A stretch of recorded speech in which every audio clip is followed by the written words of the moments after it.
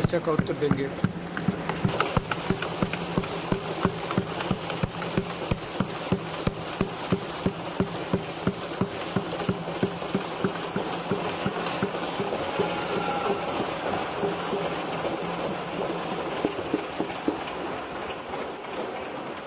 आदरणीय सभापति जी,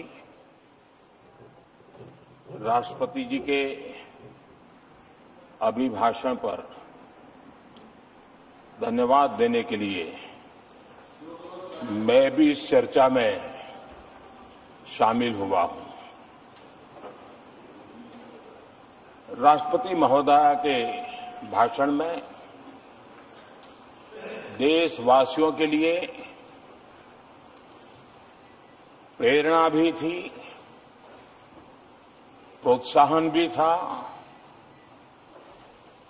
और एक प्रकार से सत्य मार्ग को पुरस्कृत भी किया गया था। आदरणीय सभापति जी, पिछले 2-2.5 दिन में इस चर्चा में करीब 70 माननीय सांसदों ने अपने विचार रखे हैं। इस चर्चा को समृद्ध बनाने के लिए राष्ट्रपति महोदया के अभिभाषण को व्याख्यायित करने में आप सभी माननीय सांसदों ने जो योगदान दिया है, इसके लिए मैं आप सबका भी आभार व्यक्त करता हूं।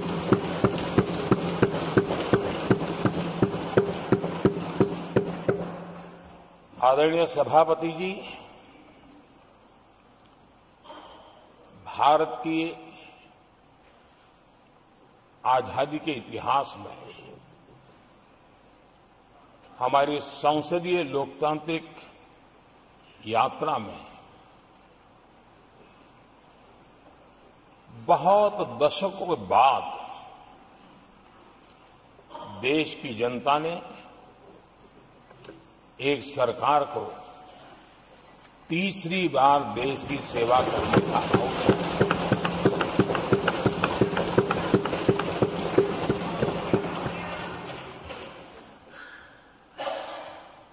60 साल के बाद ये हुआ है कि 10 साल के बाद कोई एक सरकार फिर से उसकी वापसी हुई है। और मैं जानता हूं कि भारत के लोकतंत्र की 6 दशक के बाद आई हुई घटना असामान्य घटना है। और कुछ लोग जानबूझकर के उससे अपना मुंह फेर करके बैठे रहे। कुछ लोगों को समझ नहीं आया और जिनको समझ आया उन्होंने हो हल्ला उस दिशा में किया कि ताकि देश की जनता की इस विवेक बुद्धि पर, देश की जनता के इस महत्वपूर्ण निर्णय पर कैसे छाया कर दी जाए, कैसे उसको ब्लैकआउट किया जाए, इसकी कोशिश हुई। लेकिन मैं पिछले 2 दिन से देख रहा हूं कि आखिर तक पराजय भी स्वीकार हो रहा है और दबे मन से, कम मन से विजय भी स्वीकार हो रहा है।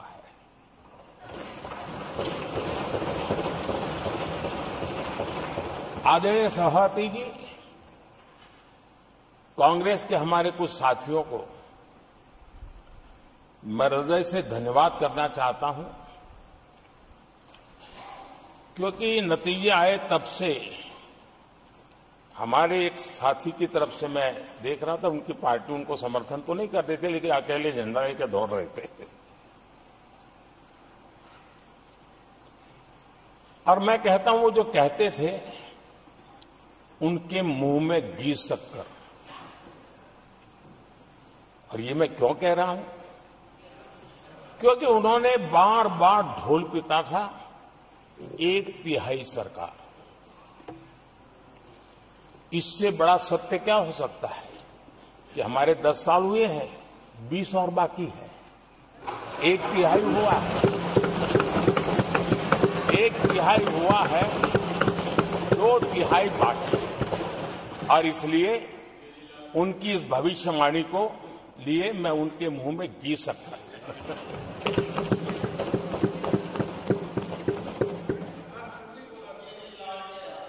आदरणीय सभापति जी, 10 वर्षों के अखंड एकनिष्ठ अविरत सेवा भाव से किए हुए कार्य को देश की जनता ने जी भर करके समर्थन दिया है। देश की जनता ने आशीर्वाद दिए हैं। आदरणीय सभापति जी, इस चुनाव में देशवासियों की विवेक बुद्धि पर गर्व होता है, क्योंकि उन्होंने प्रोपेगेंडा को परास्त कर दिया है।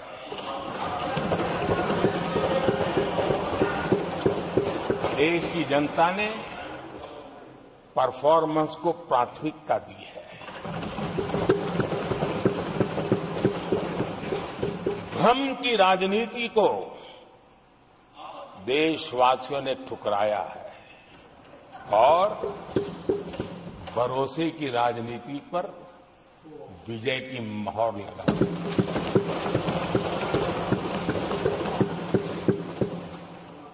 आदरणीय सभापति जी, संविधान के 75वें वर्ष में हम प्रवेश कर रहे हैं। इस सदन के लिए भी ये पड़ाव विशेष है, क्योंकि इसे भी 75 साल हुए हैं और इसलिए एक सुखद संयोग है। आदरणीय सभापति जी, मेरे जैसे बहुत लोग हैं इस देश के सार्वजनिक जीवन में, जिनके परिवार में कोई गांव का सरपंच भी नहीं रहा है, गांव का प्रधान भी नहीं रहा है, राजनीति से कोई सरोकार नहीं रहा है, लेकिन आज अनेक महत्वपूर्ण पदों पर पहुंच करके देश की सेवा करता हूं। और उसका कारण बाबा साहब आम्बेडकर ने जो संविधान दिया है, उसने हम जैसे लोगों को अवसर दिया है। और मेरे जैसे अनेक लोग हैं जिनको बाबा साहब आम्बेडकर द्वारा दिए गए संविधान के कारण यहां तक आने का अवसर मिला है और जनता जनार्दन ने उस पर मोहर लगाई तो तीसरी बार आने का मौका मिल गया।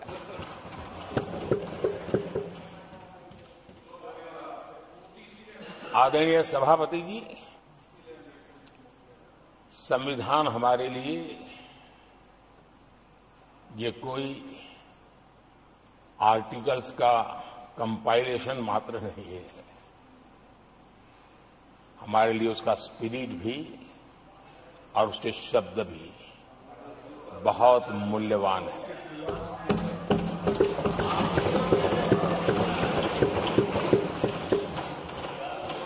और हमारा मानना है कि किसी भी सरकार के लिए, किसी भी सरकार के नीति निर्धारण में, कार्यकलापों में हमारा संविधान लाइट हाउस का काम करता है, दिशा दर्शक का काम करता है, हमारा मार्गदर्शन करता है।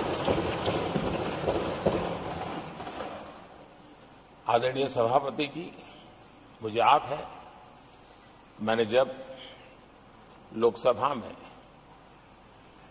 हमारी सरकार की तरफ से कहा गया कि हम 26 नवंबर को संविधान दिवस के रूप में मनाएंगे, तो मैं हैरान हूं जो आज संविधान की प्रत लेकर के कूदते रहते हैं, दुनिया में लहराते रहते हैं, उन लोगों ने विरोध किया था 26 जनवरी तो है, तो संविधान दिवस क्यों लाए? और आज संविधान दिवस के माध्यम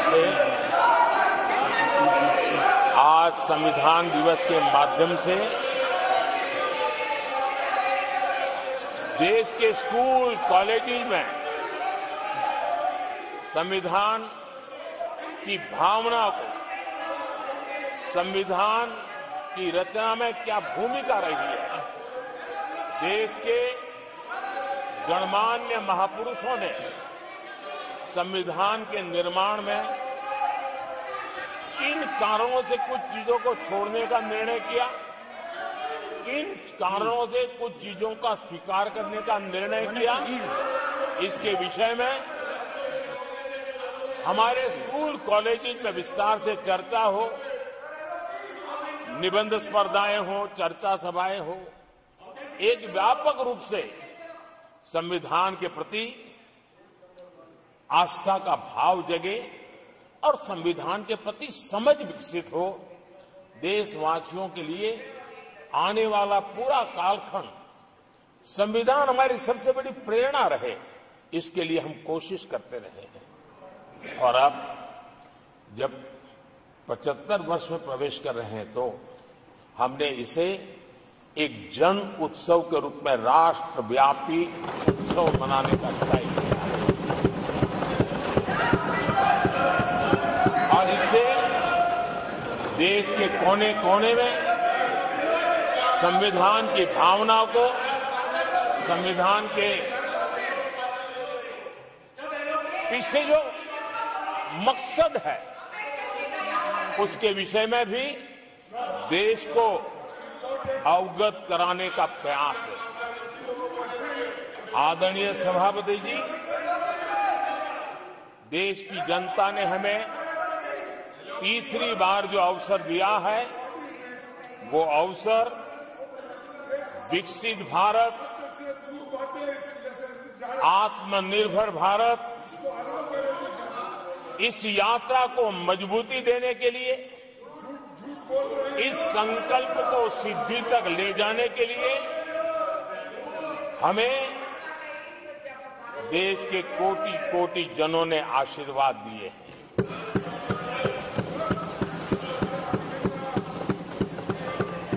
आदरणीय सभापति जी, ये चुनाव 10 वर्ष की सिद्धियों पर तो मोहर है ही, लेकिन ये चुनाव भविष्य के संकल्पों के लिए भी देश की जनता ने हमें चुना, क्योंकि देश की जनता का एकमात्र भरोसा हम पर होने के कारण आने वाले सपनों को, संकल्पों को सिद्ध करने के लिए हमें अवसर दिया। आदरणीय सभापति जी, देश भली भांति जानता है, देश ने पिछले 10 वर्षों में हमारे देश की अर्थव्यवस्था को 10 नंबर से 5 नंबर पर पहुंचाने में सफलता पाई है और जैसे जैसे नंबर निकटता की सिद्धि की ओर पहुंचता है, एक की तरफ पहुंचता है, तो चुनौतियां भी बढ़ती है और कोरोना के कठिन कालखंड के बावजूद, संघर्ष की वैश्विक परिस्थितियों के बावजूद, तनाव के वातावरण के बावजूद भी हम हमारे देश की अर्थव्यवस्था को 10 नंबर से आज विश्व में 5 नंबर पर पहुंचाने में सफल हुए।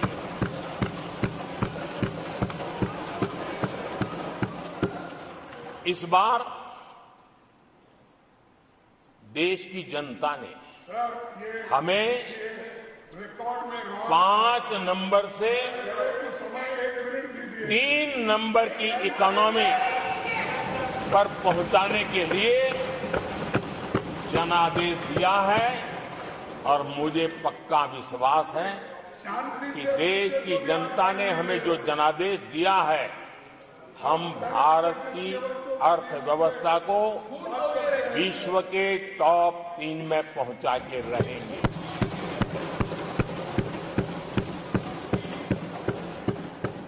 मैं जानता हूं आदरणीय सभापति जी, यहां कुछ ऐसे विद्वान हैं जो ये मानते हैं कि इसमें क्या है, ये तो होने ही वाला है, ये तो अपने आप तीसरे नंबर पे पहुंचने वाली है, ये तो अपने आप हो ही जाएगा। ऐसे विद्वान हैं। अब ये लोग ऐसे हैं जिन्होंने ऑटो पायलट मोड पर सरकार चलाने का या तो रिमोट पायलट पर सरकार चलाने का उनको आदी है, इसलिए वो कुछ करना धरने में विश्वास नहीं करते हैं। वो कुछ करने धरने में विश्वास नहीं करते, वो इंतजार करना जानते हैं। लेकिन हम परिश्रम में कोई कमी नहीं रखेंगे।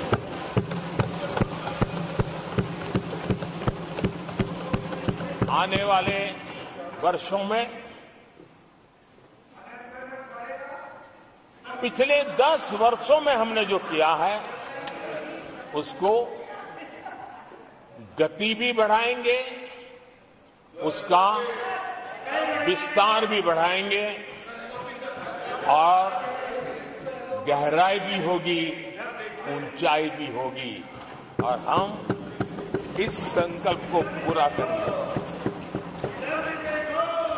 आदरणीय सभापति जी, चुनाव के दरमियान मैं देशवासियों को कहता था कि जो 10 साल हमने काम किया है, हमारे जो सपने और संकल्प है उसके हिसाब से तो ये एपेटाइजर है, मेन कोर्स तो अभी शुरू हुआ।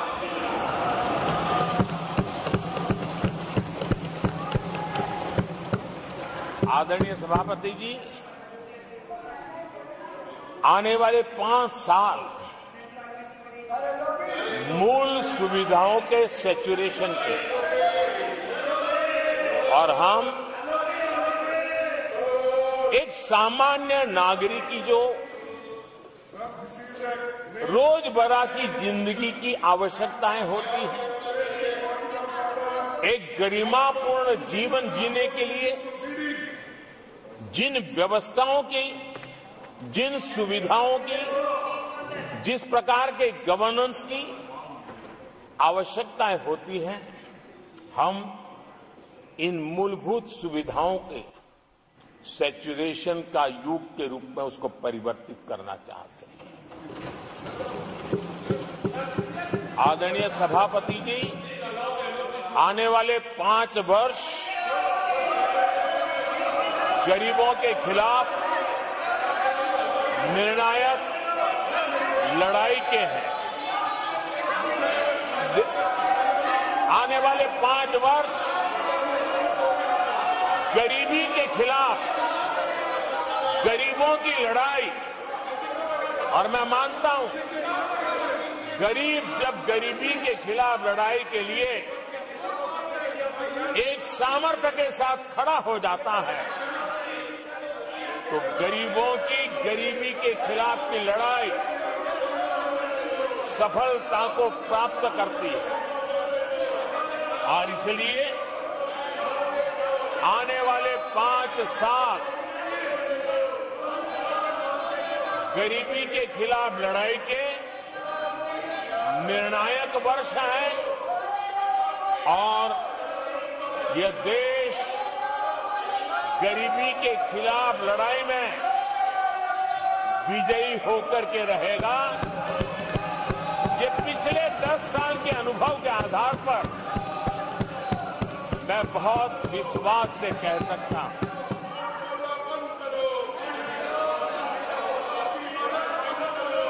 आदरणीय सभापति जी, जब देश दुनिया की तीसरी बड़ी इकोनॉमी बनेगा तो इसका लाभ, इसका प्रभाव जीवन के हर क्षेत्र पर पड़ने वाला है। विकास के विस्तार के अनेक अवसर उपलब्ध होने वाले हैं और इसलिए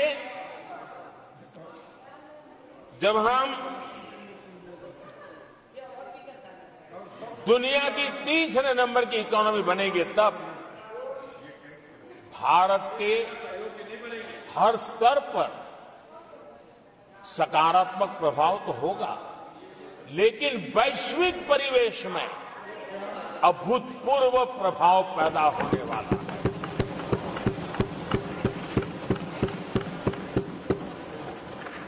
आदरणीय सभापति जी, हम आने वाले कालखंड में नए स्टार्टअप्स का,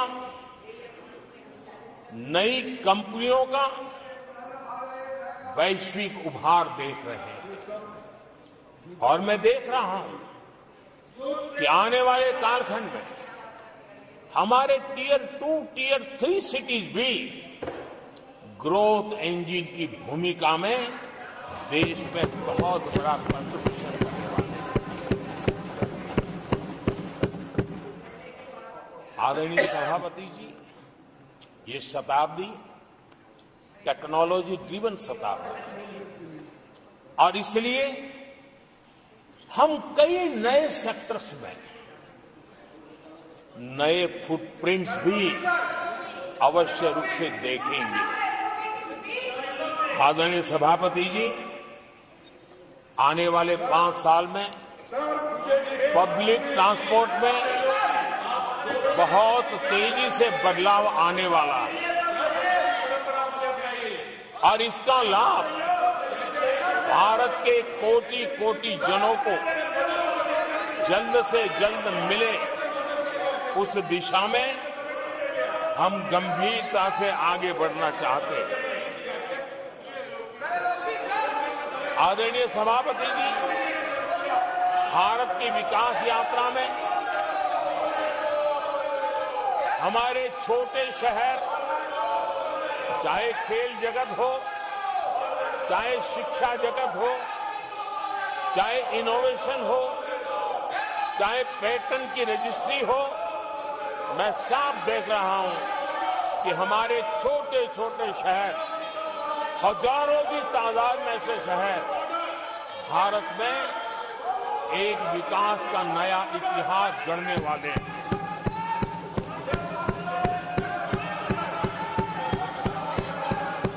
आदरणीय सभापति जी, मैंने पहले भी कहा है कि भारत के विकास यात्रा में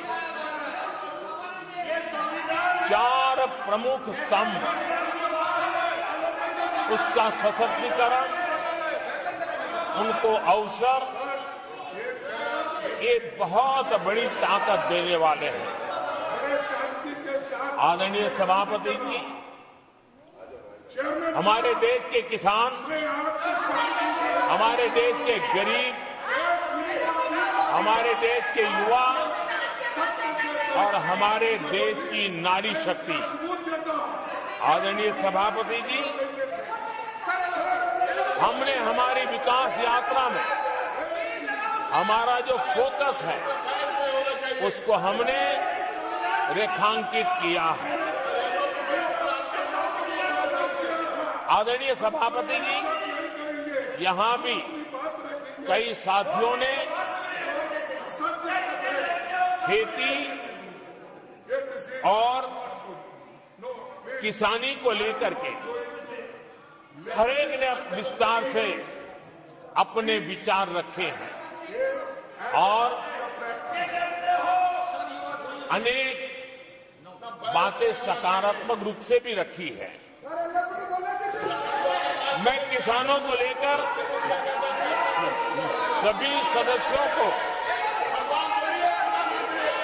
और उनकी भावनाओं का आदर करता हूं। बीते 10 वर्ष में हमारी खेती हर प्रकार से लाभकारी हो, किसान को लाभकारी हो, उस पर हमने हमारा ध्यान केंद्रित किया है और अनेक योजनाओं से उसको हमने ताकत देने का प्रयास किया है। चाहे फसल के लिए ऋण हो, लगातार नए बीज किसानों को उपलब्ध हो, खाद की कीमत उचित हो और फसल बीमा का लाभ पहले की सारी मुसीबतें दूर कर करके किसानों को सरलता से उपलब्ध हो, ऐसी व्यवस्था करें। चाहे एमएसपी पर खरीद की बात हो, हमने पुराने सारे रिकॉर्ड तोड़ करके किसानों को लाभ पहुंचाया। एक प्रकार से बीज से बाजार तक हमने किसानों के लिए हर व्यवस्था को बहुत माइक्रो प्लानिंग के साथ मजबूती देने का भरपूर भरसक प्रयास किया है और व्यवस्था को हमने चाक चौबंद किया है। आदरणीय सभापति जी, पहले हमारे देश में छोटे किसानों को किसान क्रेडिट कार्ड लोन पाना करीब करीब न के बराबर था, बहुत मुश्किल था, जबकि उनकी संख्या सबसे अधिक आज हमारी नीतियों के कारण, किसान क्रेडिट कार्ड के विस्तार के कारण, आदरणीय सभापति जी, हमने किसानी को एक व्यापक स्वरूप में देखा है और उस व्यापक स्वरूप में हमने किसान क्रेडिट कार्ड पशुपालकों को और मछुआरों को किसान क्रेडिट कार्ड का हमने लाभ मुहैया कराया है और इसके कारण हमारे किसानों का खेती के काम को, उसके विस्तार को भी मजबूती मिली, उस दिशा में भी हमने काम किया है। आदरणीय सभापति जी,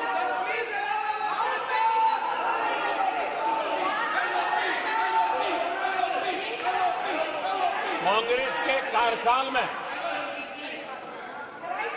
10 साल में एक बार किसानों की कर्ज माफी की बहुत डोल पीटे गए और एक बढ़ चढ़ करके बातें बता करके किसानों को गुमराह करने का भरसक प्रयास किया गया था।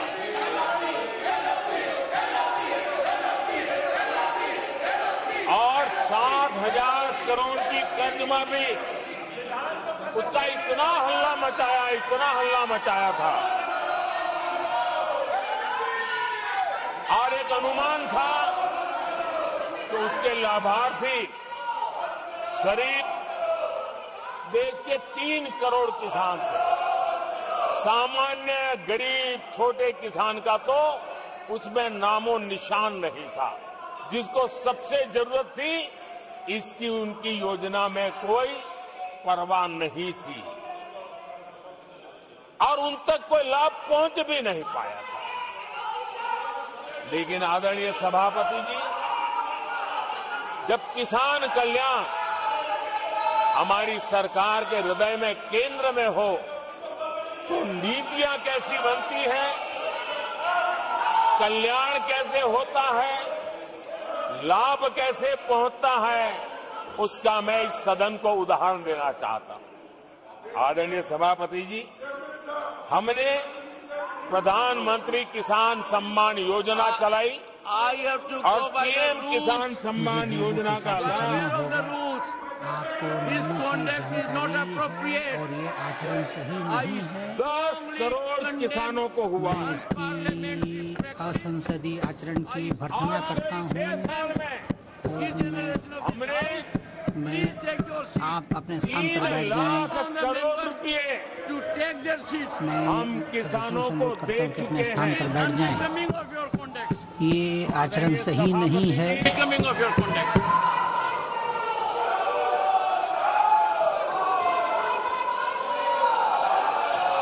आदरणीय सभापति जी, देश देख रहा है, झूठ फैलाने वालों की सत्य सुनने की ताकत भी नहीं होती।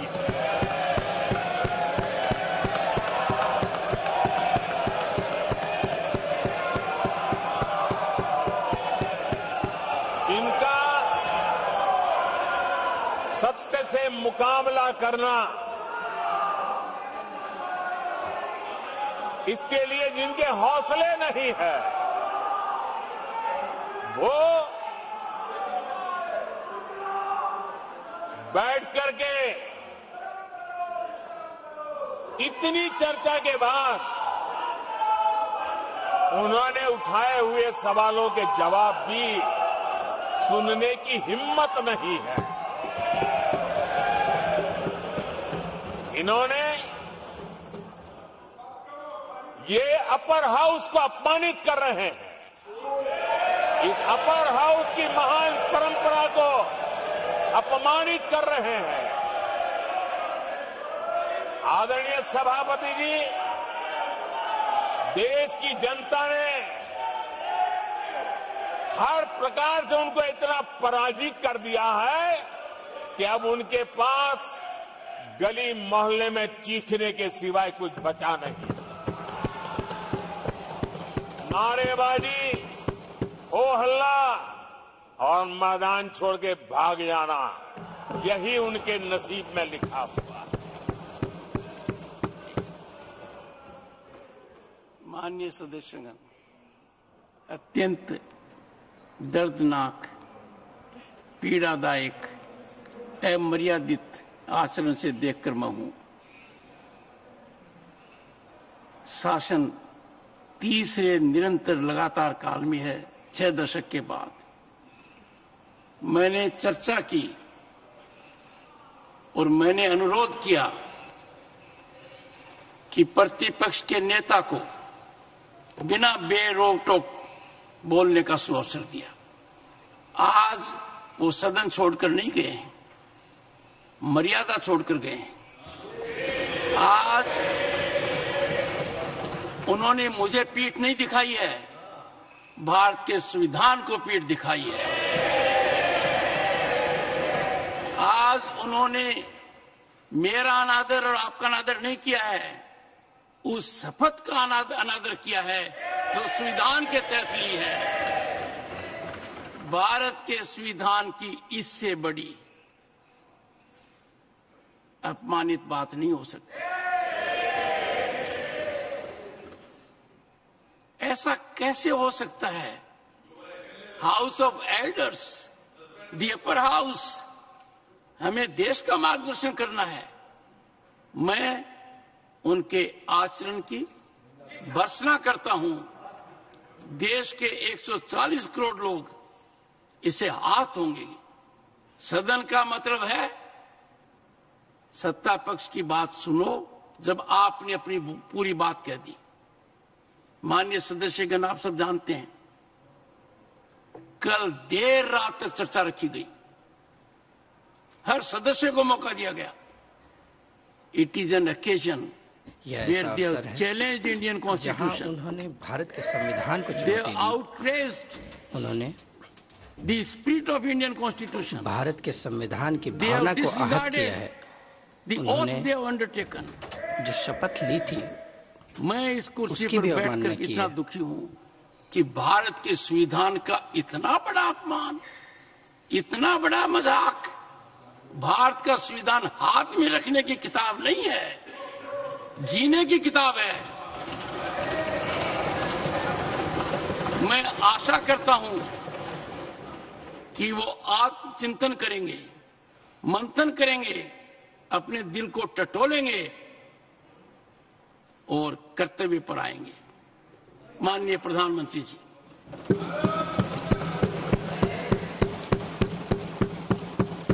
आदरणीय सभापति जी, आपकी वेदना मैं समझ सकता हूं। ये 140 करोड़ देशवासियों ने जो निर्णय दिया है, जो जनादेश दिया है, इसे ये पचा नहीं पा रहे हैं और कल उनकी सारी हरकतें फेल हो गई, तो आज उनका वो लड़ाई लड़ने का भी हौसला नहीं था और इसलिए वो मैदान छोड़ करके भाग गए हैं। आदरणीय सभापति जी, मैं तो कर्तव्य से बंधा हुआ हूं और न ही मैं यहां कोई डिबेट पे स्कोर करने के लिए आया। मैं तो देश का सेवक हूं, देशवासियों को मेरा हिसाब देना है, देश की जनता को मेरे पल पल का हिसाब देना, मैं उसे अपना कर्तव्य मानता हूं।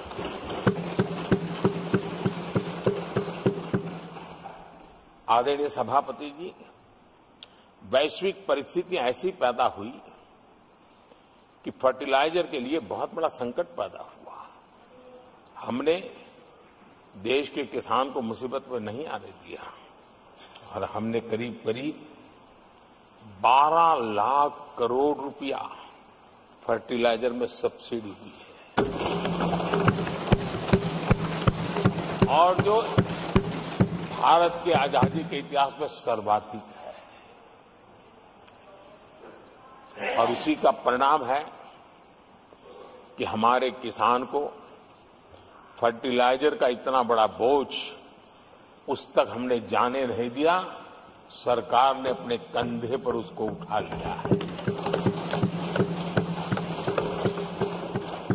आदरणीय सभापति जी, हमने एमएसपी में भी रिकॉर्ड बढ़ोतरी की है। इतना ही नहीं, खरीद के भी नए रिकॉर्ड बनाए हैं। पहले एमएसपी की घोषणा होती थी लेकिन किसानों से कुछ भी लिया नहीं जाता था, बातें बताई जाती थी। पहले की तुलना में अनेक गुना ज्यादा खरीदी कर करके हमने किसानों को सामर्थ्यवान बनाने का प्रयास किया।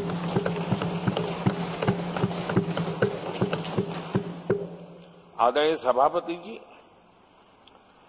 10 वर्षों में हमने कांग्रेस सरकार की तुलना में धान और गेहूं किसानों तक 2.5 गुना अधिक पैसा पहुंचाया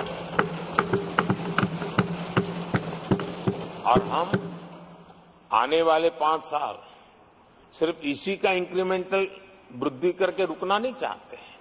हम नए नए क्षेत्रों को, उन कठिनाइयों का अध्ययन करके उसकी मुक्ति के लिए प्रयास कर रहे हैं और इसलिए आदरणीय सभापति जी, अन्न भंडारण का विश्व का सबसे बड़ा अभियान हमने हाथ लिया है और लाखों की तादाद में विकेंद्रित व्यवस्था के तहत अन्न भंडारणों की रचना करने की दिशा में काम चल पड़ा है।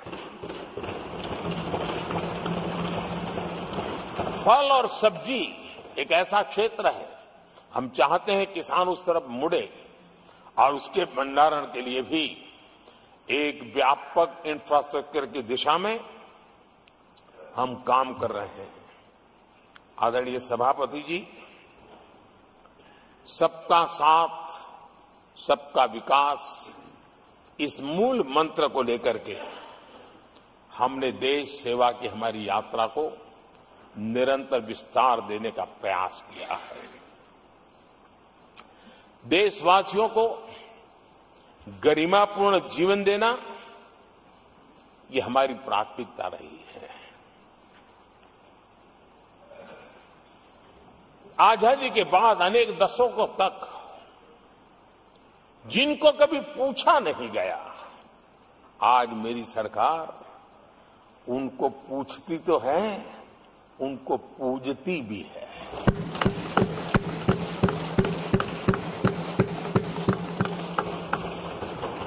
हमारे दिव्यांग भाई बहनों के साथ हमने मिशन मोड में उनकी कठिनाइयों को समझ करके माइक्रो लेवल पर उसको एड्रेस करने का प्रयास किया है और व्यवस्थाएं विकसित करने का प्रयास किया है ताकि वे गरिमापूर्ण जीवन जी सकें और कम से कम किसी का सहारा उनको लेना पड़े, इस दिशा में हमने काम किया है। आदरणीय सभापति जी, हमारे समाज में किसी न किसी कारणवश एक उपेक्षित वर्ग, यानी एक प्रकार से समाज में बार बार हरदूत होने वाला वर्ग, वो ट्रांसजेंडर वर्ग है। हमारी सरकार ने ट्रांसजेंडर साथियों के लिए कानून बनाने का काम किया है और जब पश्चिम की दुनिया के लोग ये सुनते हैं तो उनको भी गर्व होता है। जब भारत इतना प्रोग्रेसिव है, भारत की तरफ बड़े गर्व की नजर से देखा जाता है। हमने उनको मुख्य धारा में लाने का प्रयास शुरू किया है। आपने देखा होगा पद्मा अवार्ड में भी ट्रांसजेंडर को अवसर देने में हमारी सरकार आगे आई है। आदरणीय सभापति जी, हमारे गुमंत जनजातीय समुदाय, हमारे गुमंत साथी, हमारे बंजारा परिवार, उनके लिए एक अलग कल्याण बोर्ड बनाया है ताकि उनकी आवश्यकताओं को हम एड्रेस कर सकें और उनको भी एक स्थायी, सुरक्षित और संभावनाओं वाला जीवन प्राप्त हो, उस दिशा में हम काम कर रहे हैं। आदरणीय सभापति जी, हम एक शब्द लगातार सुनते आए हैं, पीवीटीजी, पीवीटीजी, पीवीटीजी। हमारे जनजातीय समूह में ये सबसे पीछे रहा हुआ और आजादी के इतने सालों के बाद भी जिन्होंने उनको निकट से देखा होगा, पता चलता है कि कैसी हालत में जीते हैं। उनकी तरफ किसी ने नहीं देखा। हमने एक विशेष व्यवस्था की है और पीएम जनमन योजना के तहत 24,000 करोड़ रुपए, ये समुदाय बिखरा हुआ है, छोटी संख्या में है, वोट की उनकी ताकत नहीं है और यहां देश की परंपरा है जिसकी वोट की ताकत है उसी की चिंता करना, लेकिन समाज के ऐसे अति पिछड़े लोगों की कोई चिंता नहीं करता था। हमने वो चिंता की है क्योंकि हम वोट की राजनीति नहीं करते हैं, हम विकास की राजनीति करते हैं। आदरणीय सभापति जी, हमारे देश में पारंपरिक पारिवारिक कौशल्य भारत की विकास यात्रा का और व्यवस्था का एक अंग रहा है। जो हमारा विश्वकर्मा समूह है, जिनके पास परंपरागत से हुनर है और जो समाज की आवश्यकताओं को पूरी करता है, लेकिन उनको कभी एड्रेस नहीं किया गया। हमने करीब करीब 13,000 करोड़ रुपए की योजना से विश्वकर्मा समुदाय को आधुनिकता की तरफ ले जाना, उनके अंदर प्रोफेशनलिज्म आई। आदरणीय सभापति जी, गरीबों के नाम पर बैंकों का राष्ट्रीयकरण तो कर दिया गया था, लेकिन मेरे रेहड़ी पटरी वालों को कभी बैंक के दरवाजे तक देखने की हिम्मत नहीं होती थी, हालत थी। पहली बार देश में पीएम स्वनिधि योजना के तहत रेहड़ी पटरी वालों की चिंता की गई है और आज वो ब्याज के कुचक्र से बाहर आकर के अपने परिश्रम से और ईमानदारी से जो रेहड़ी पटरी वालों को बैंकों से लोन मिले हैं, वे लगातार, बैंक वाले भी खुश हैं, लेने वाले भी खुश हैं और जो कल फुटपाथ पर रेहड़ी बैठता था आज एक छोटी दुकान दिशा में बनाने की दिशा में आगे बढ़ रहा है। जो पहले खुद मजदूरी करता था, आज एक आध दो को रोजगार देने की दिशा में काम कर रहा है। और यही कारण है कि गरीब हो, दलित हो, पिछड़े हो, आदिवासी हो, महिला हो, उन्होंने हमारा भारी समर्थन किया है। आदरणीय सभापति जी, हम विमेन लेड डेवलपमेंट की बात करते हैं। दुनिया के प्रगतिशील देशों के लिए भी विमेन डेवलपमेंट तो बहुत स्वाभाविक स्वीकार करते हैं, लेकिन विमेन लेड डेवलपमेंट की बात करते हैं तो उनके भी उत्साह में थोड़ी कमी नजर आती है। ऐसे समय भारत ने नारा नहीं, निष्ठा के साथ विमेन लेड डेवलपमेंट की ओर कदम बढ़ाए और महिला सशक्तिकरण का लाभ आज दिख रहा है, हर क्षेत्र में दिख रहा है और भारत की विकास यात्रा में वो कंट्रीब्यूट कर रहा है। मैं आदरणीय सांसद सुधा मूर्ति जी का आभार व्यक्त करता हूं कि कल उन्होंने चर्चा में महिलाओं के आरोग्य के विषय पर बल दिया था और उसका महात्म्य क्या है, उसकी आवश्यकता क्या है, उस पर बड़े विस्तार से उन्होंने कहा था। और उन्होंने एक बात ये भी बड़ी इमोशनल बताई थी कि मां अगर चली गई तो उसका कोई उपाय नहीं होता, फिर नहीं मिल सकती। ये भी बड़ी भावात्मक बात उन्होंने बताया था। विमेन हेल्थ, सैनिटेशन, वेलनेस पर हमने 10 वर्षों में एक प्रायोरिटी सेक्टर के लिए आपने काम किया है। आदरणीय सभापति जी, टॉयलेट हो, सैनिटरी पैड्स हो, गैस कनेक्शन हो, प्रेगनेंसी के दौरान वैक्सीनेशन की व्यवस्था हो और इसका फायदा हमारे देश की माताओं बहनों को मिला है। आदरणीय सभापति जी, आरोग्य के साथ साथ महिलाएं आत्मनिर्भर बने, उस दिशा में भी हम लगातार काम कर रहे हैं। बीते वर्षों में हमने जो 4 करोड़ घर बनाए हैं, उसमें से ज्यादातर घर हमने महिलाओं के नाम पर रखे। बैंकों में खाते खुलने से, मुद्रा और सुकन्या समृद्धि जैसी योजना से आर्थिक फैसलों में महिलाओं की भूमिका भी बढ़ी है, भागीदारी भी बढ़ी है और एक प्रकार से वो परिवार में भी अब निर्णय प्रक्रिया का हिस्सा बनने लगी है। आदरणीय सभापति जी, विमेन सेल्फ हेल्प ग्रुप्स, उससे जुड़ी 10 करोड़ बहनें, उनका आत्मविश्वास तो बढ़ा ही बढ़ा है, उनकी आय भी बढ़ी है। अभी तक 1 करोड़ बहनें जो ये सेल्फ हेल्प ग्रुप में काम करती हैं, छोटा छोटा गांव में कारोबार करती है, मिल करके करती है, किसी गांव वालों की भी नजर नहीं जाती इनकी तरफ। आज मैं बड़े गर्व से कह सकता हूं कि उन्हीं में से 1 करोड़ बहनें लखपति दीदी बनी और हम आने वाले समय में ये आंकड़ा 3 करोड़ बहनों को लखपति दीदी बनाने की दिशा में बढ़ा रहे हैं। आदरणीय सभापति जी, सरकार का प्रयास है कि हर नए सेक्टर को हमारी महिलाएं लीड करें, वो अगुवाई करें, उस दिशा में हम प्रयास कर रहे हैं। नई टेक्नोलॉजी आती है, लेकिन महिलाओं के नसीब बहुत बहुत आखिर में आती है।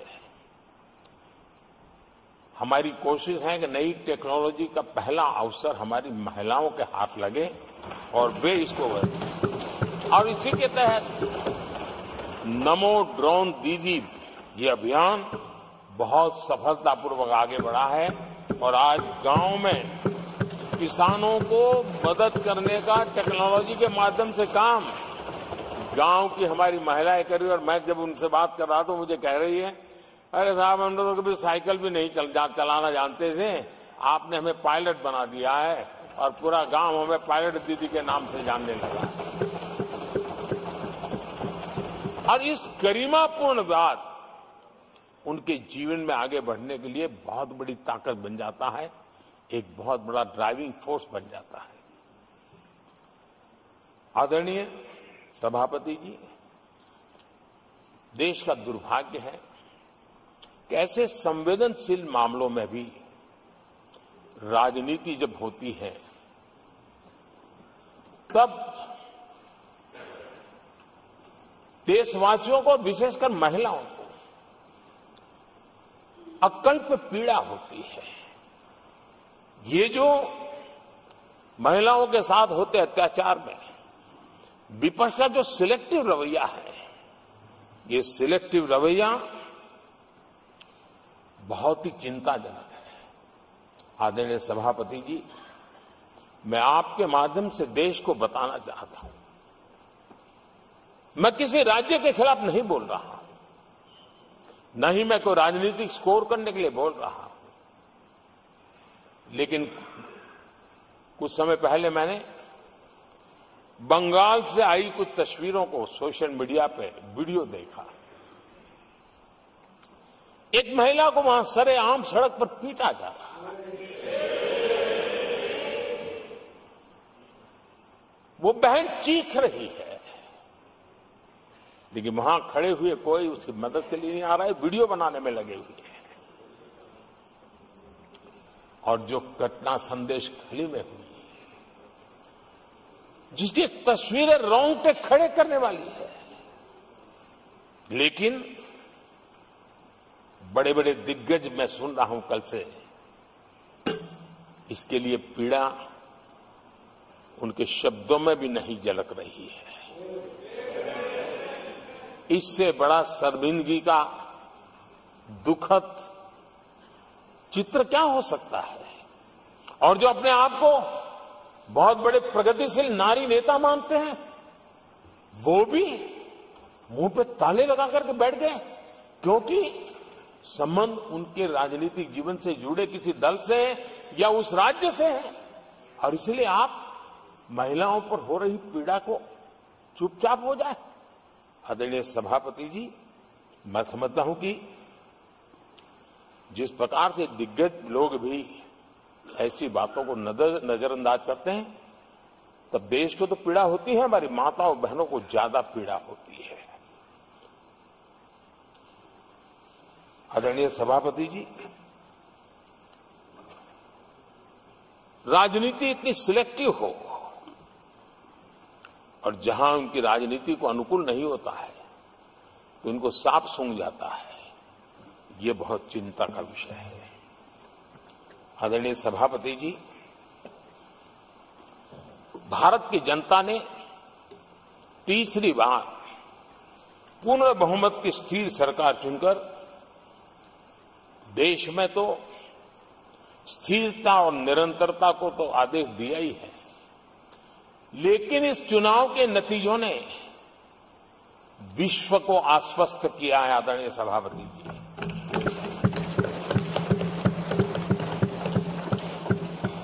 और इस नतीजों के कारण भारत विश्व भर के निवेशकों के लिए एक बहुत बड़ा आकर्षण का केंद्र बनकर के उभर रहा है। इफ्स और बट्स का समय पूरा हो चुका है और भारत में विदेश का निवेश भारत के नौजवानों के लिए रोजगार के नए अवसर लेके आता है। भारत के युवाओं की टैलेंट को विश्व के मंच पर ले जाने का एक अवसर बन जाता है।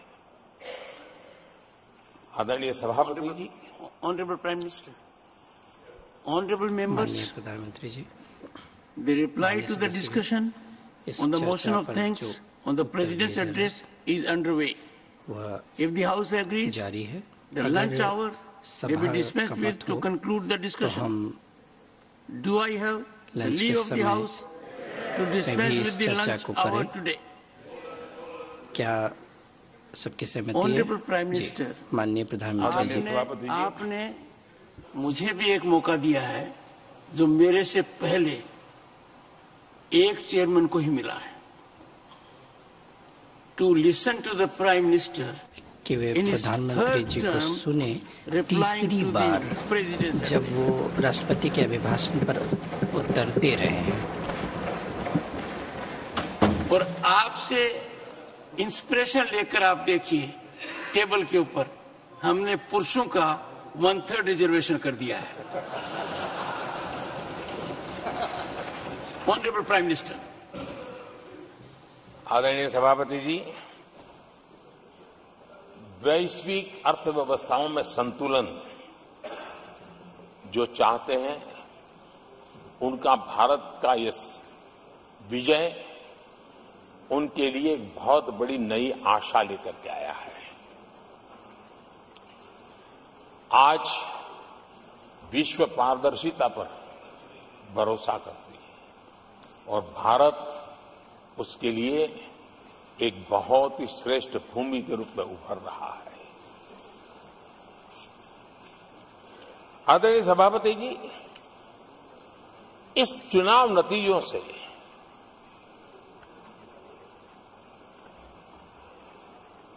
जो कैपिटल मार्केट है उसमें तो उछाल नजर आ ही रहा है, लेकिन दुनिया में भी बहुत बड़ा उमंग और आनंद का माहौल है।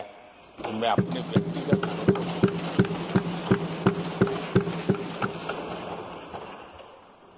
लेकिन इस बीच हमारे कांग्रेस के लोग भी खुशी में मगन है। मैं समझ नहीं पाता हूं कि ये खुशी का कारण क्या है, और इस पर कई सवाल है। क्या ये खुशी हार की हैट्रिक पर है?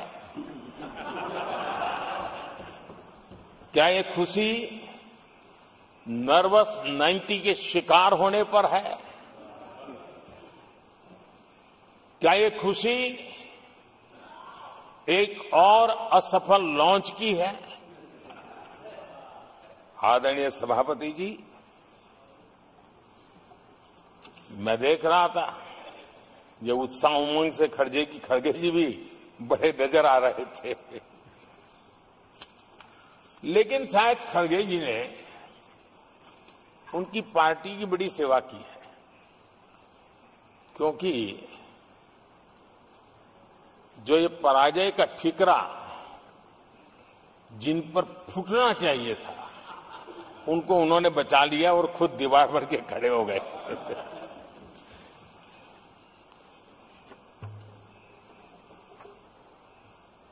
और कांग्रेस का रवैया ऐसा रहा है कि जब जब ऐसी परिस्थिति आती है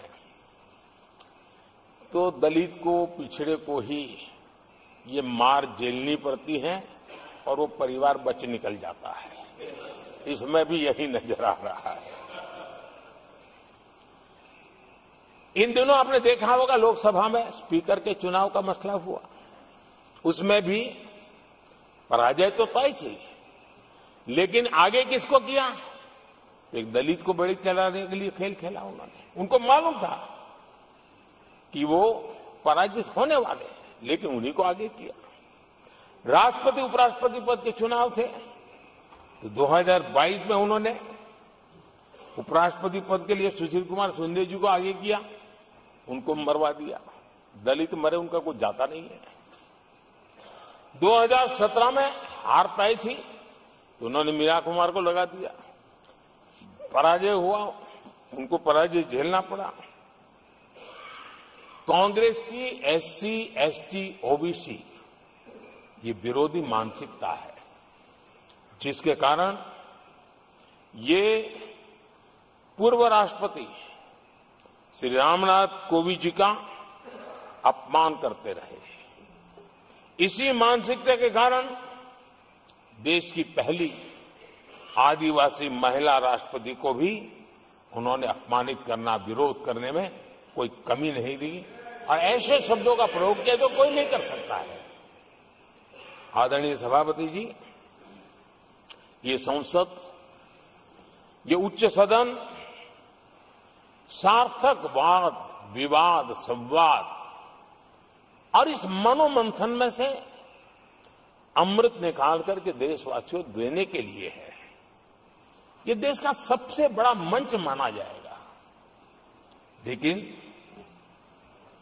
जब मैंने कई वरिष्ठ नेताओं की बातें सुनी पिछले 2 दिन में, सिर्फ मुझे ही नहीं पूरे देश को निराशा हुई है। यहां कहा गया कि ये देश के इतिहास का पहला चुनाव था जिसका मुद्दा संविधान की रक्षा था। मैं जरा उन्हें याद कराना चाहता हूं, क्या अब भी ये फेक नैरेटिव चलाते रहोगे क्या? क्या आप भूल गए 1977 का चुनाव? अखबार बंद थे, रेडियो बंद थे, बोलना भी बंद था और एक ही मुद्दे पर देशवासियों ने वोट किया था। लोकतंत्र की पुनर्स्थापना के लिए वोट किया था। संविधान की रक्षा के लिए पूरे विश्व में इससे बड़ा कोई चुनाव नहीं हुआ है और भारत के लोगों की रगों में लोकतंत्र किस प्रकार से जीवित है वो 1977 के चुनाव ने दिखा दिया। लेकिन आप गुमराह कर रहे हो देश को।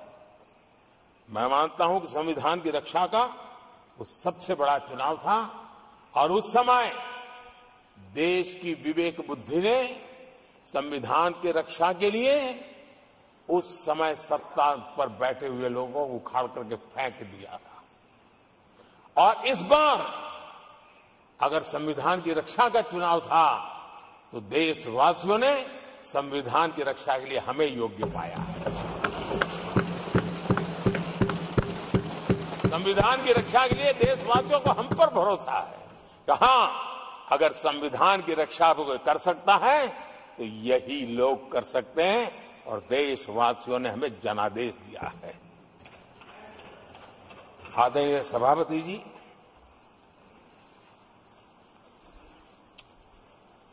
जब खड़गे जी ऐसी बातें बोलते हैं तो जरा पीड़ादायक लगता है, क्योंकि इमरजेंसी के दौरान संविधान पर जो जुल्म हुआ, जो बुलडोजर चलाया गया संविधान के ऊपर, लोकतंत्र की धज्जियां उड़ा दी गई, तब उसी दल के महत्वपूर्ण नेता के रूप में उनके साक्षी है, फिर भी सदन को गुमराह कर रहे हैं। आदरणीय सभापति जी, आपातकाल को मैंने बहुत निकट से देखा है। करोड़ों लोगों को कल्पना भार की यातनाएं दी गई है, उनका जीना मुश्किल कर दिया गया था और जो संसद के अंदर होता था वो तो रिकॉर्ड पर है। भारत के संविधान की बातें करने वालों को मैं पूछता हूं, जब आपने लोकसभा को 7 साल चलाया था, लोकसभा का कार्यकाल 5 साल है, वो कौन सा संविधान था जिसको लेकर के आपने 7 साल तक सत्ता की मौज ली और लोगों पर जुल्म करते रहे? और आप संविधान हमें सिखाते हो? आदरणीय सभापति जी,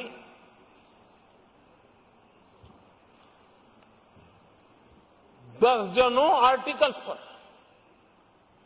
यानी संविधान की आत्मा को छिन्न विच्छिन्न करने का पाप इन्हीं लोगों ने उस कालखंड में किया था। 38वां, 39वां और 42वां संविधान संशोधन, और उस संशोधन में यानी मिनी कॉन्स्टिट्यूशन, यानी मिनी कॉन्स्टिट्यूशन के रूप में कहा जाता था। ये सब क्या था? आपके मुंह में संविधान की रक्षा शब्द शोभा नहीं देता है। ये पाप कर करके आप बैठे हुए लोग हो। इमरजेंसी में पिछली सरकार में 10 साल ये कैबिनेट में थे खड़गे जी, क्या हुआ था? प्रधानमंत्री संवैधानिक पद है, प्रधानमंत्री के पद के ऊपर एनएसी बैठ जाना, ये कौन से संविधान में से लाए थे व्यवस्था? किस संविधान में से बनाया था आप लोगों ने? आपने देश के प्रधानमंत्री पद की गरिमा को चकनाचूर कर दिया था और रिमोट पायलट बनकर के आप उसके माथे पर बैठ गए थे। कौन सा संविधान आपको अनुमति देता है? आदरणीय सभापति जी, जरा ये बताएं हमको, वो कौन सा संविधान है जो एक सांसद को कैबिनेट के निर्णय को सार्वजनिक रूप से फाड़ देने का हक दे देता है? वो कौन सा संविधान था? किस हैसियत से बना गया था? आदरणीय सभापति जी, हमारे देश में लिखित रूप में प्रोटोकॉल की व्यवस्था है। राष्ट्रपति, उपराष्ट्रपति, प्रधानमंत्री, स्पीकर सब कैसे कहां होते हैं? कोई मुझे बताएं कि संविधान की मर्यादाओं को तार तार करके प्रोटोकॉल में एक परिवार को प्राथमिकता कैसे दी जाती थी? कौन सा संविधान था? संवैधानिक पदों पर बैठे हुए लोगों बाद में, एक परिवार के लोग पहले। कौन से संविधान की मर्यादा रखी थी आपने? और आज संविधान की बातें करते हैं, संविधान लहराते हैं, जय संविधान कहते हैं। अरे आप लोग तो India is Indira, Indira is India के नारे लगा करके जिए हो। आपको संविधान की कोई आदर भाव कभी व्यक्त कर नहीं पाए हो। आदरणीय सभापति जी, मैं बहुत गंभीरता से कह रहा हूं कि देश में कांग्रेस संविधान की सबसे बड़ी विरोधी है। उसके जहन में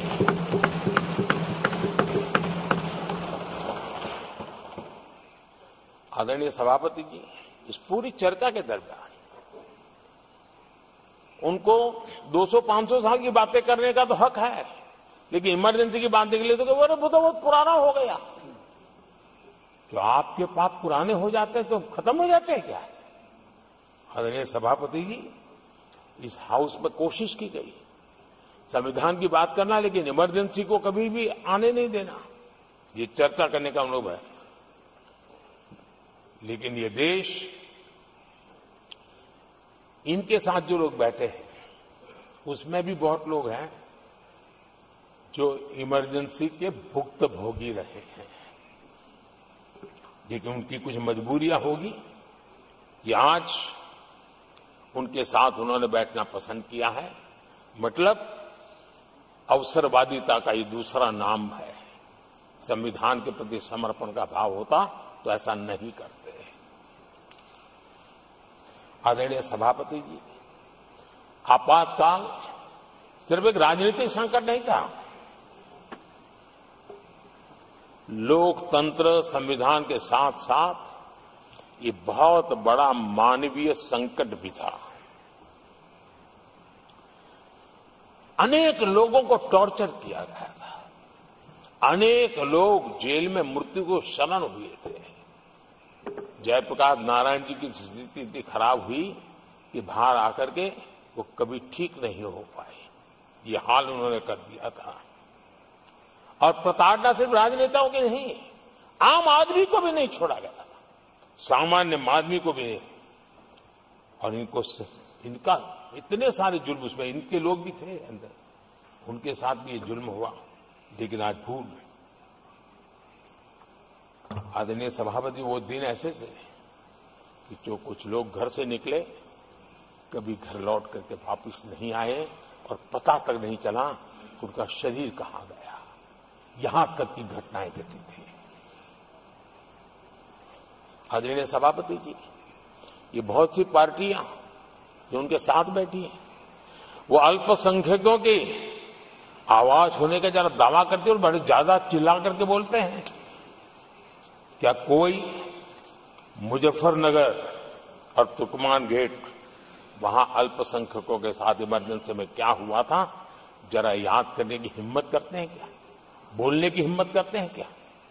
आदरणीय सभापति जी, और ये कांग्रेस को क्लीन चिट दे रहे हैं। कैसे देश उनको माफ करेगा?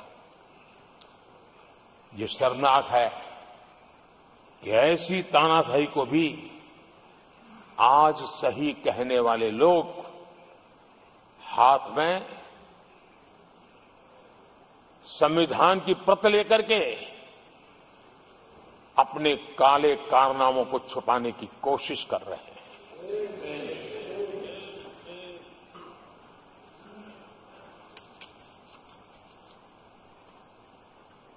आदरणीय सभापति जी, उस समय कई अलग छोटे छोटे राजनीतिक दल थे, ये इमरजेंसी के खिलाफ लड़ाई के मैदान में उतरे थे और धीरे धीरे उन्होंने अपनी जमीन बनाई थी।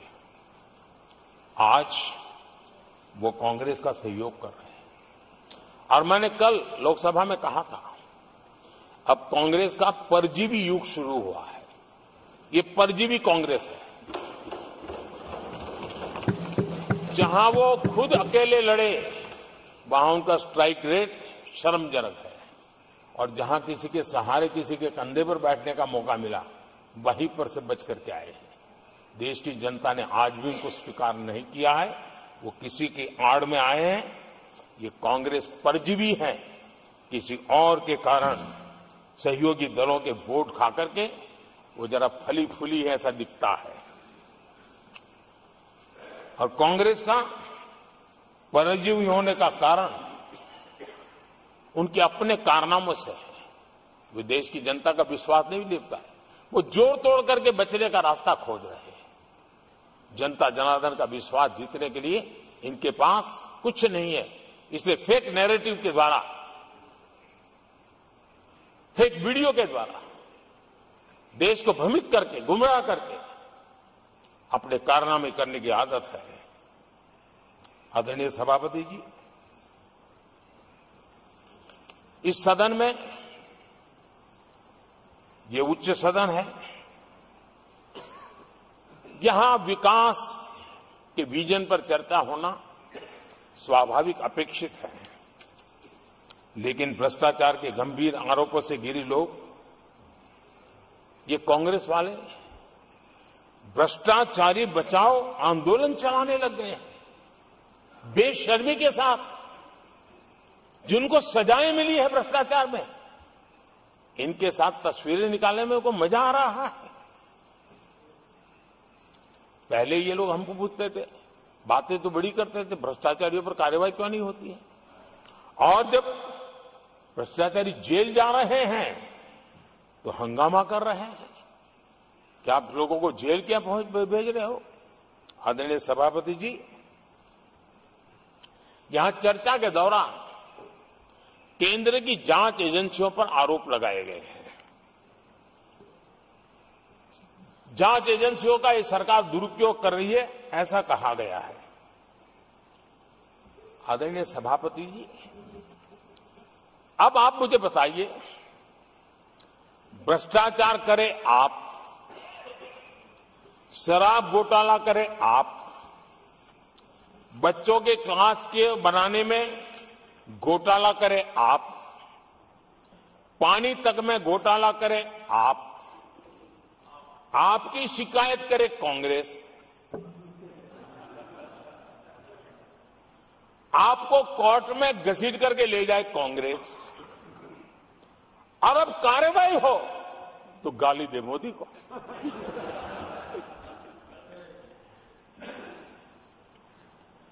और अब आपस में जरा साथी बन गए हैं लोग। और हिम्मत है तो सदन में खड़े होकर के जवाब मांगो। कांग्रेस पार्टी से मैं आप वालों से कहता हूं, कांग्रेस भी बताएं कि आपने प्रेस कॉन्फ्रेंस करके आपके घोटालों के इतने सारे सबूत देश के सामने रखे थे। कांग्रेस ने प्रेस कॉन्फ्रेंस की थी, इन्हीं लोगों के खिलाफ की थी। अब ये बताएं कि ये जो उन्होंने सबूत प्रेस कॉन्फ्रेंस करके सारी फाइलें बताई थी, क्या वो सबूत सच्चे थे या झूठे थे? दोनों एक दूसरे को खोल करके रख देंगे। आदरणीय सभापति जी, मुझे विश्वास है ऐसी चीजों का जवाब देने की उनके अंदर हिम्मत नहीं है। आदरणीय सभापति जी, ये ऐसे लोग हैं जिनका डबल स्टैंडर्ड है, दोहरा रवैया है। और मैं देश को बार बार ये बात याद दिलाना चाहता हूं, ये कैसा दोगलापन चल रहा है। ये लोग दिल्ली में एक मंच पर बैठ करके जांच एजेंसियों पर आरोप लगाते हैं, भ्रष्टाचारियों को बचाने के लिए रैलियां करते हैं, और केरला में उनके शहजादे, उन्हीं के केरल के एक मुख्यमंत्री जो उनके गठबंधन के साथी है, उनको जेल भेजने की अपील करते हैं और भारत सरकार को कहते हैं कि इस मुख्यमंत्री को जेल भेज दो। दिल्ली में ईडी सीबीआई की कार्रवाई उस पर हाय तौबा करते हैं और वही लोग उसी एजेंसी से केरल के मुख्यमंत्री को जेल भेजने की बात करते हैं, शहजादे। तब लोगों के मन में सवाल उठता है कि इसमें भी दोगलापन।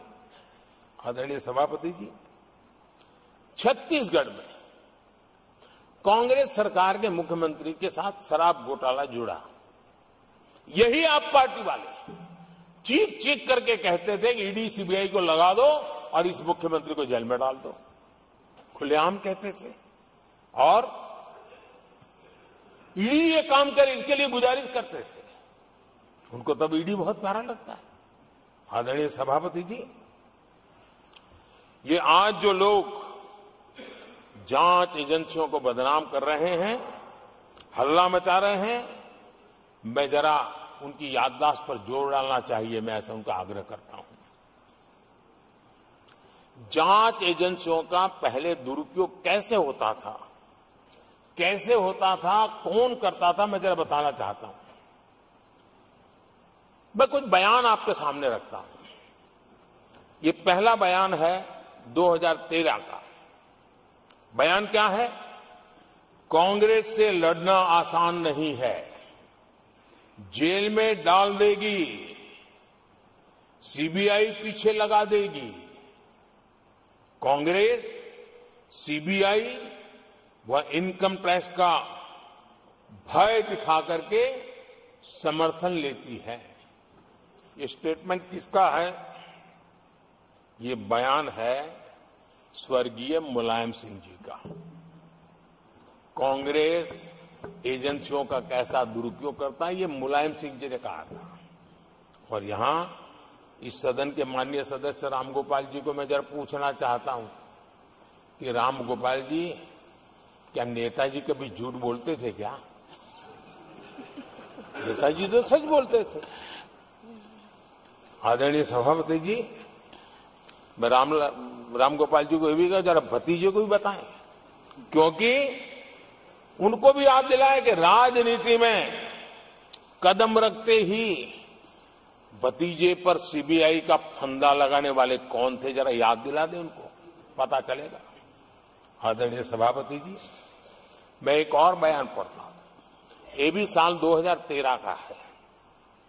The Congress had used the CBI to strike political bargains with many parties. राजनीतिक फायदा उठाने के लिए सीबीआई का इस्तेमाल किया, कई जगह किया।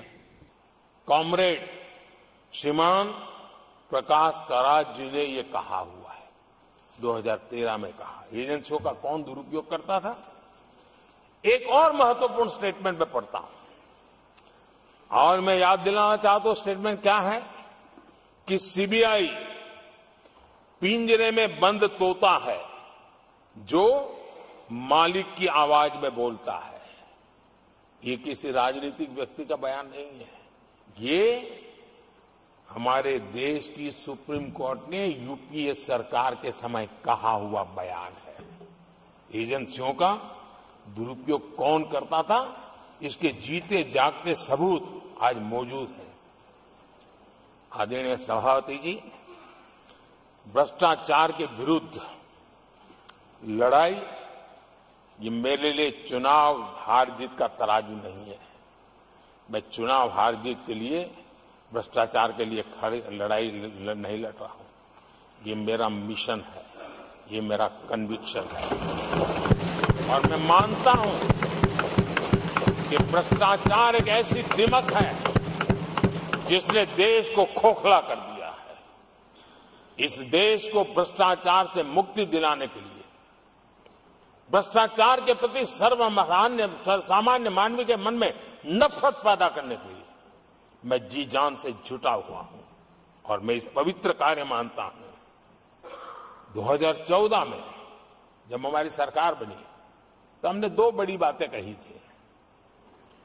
एक, हमने कहा था मेरी सरकार गरीबों को समर्पित है, और दूसरा, भ्रष्टाचार पर, काले धन पर कड़ा प्रहार मेरी सरकार करेगी।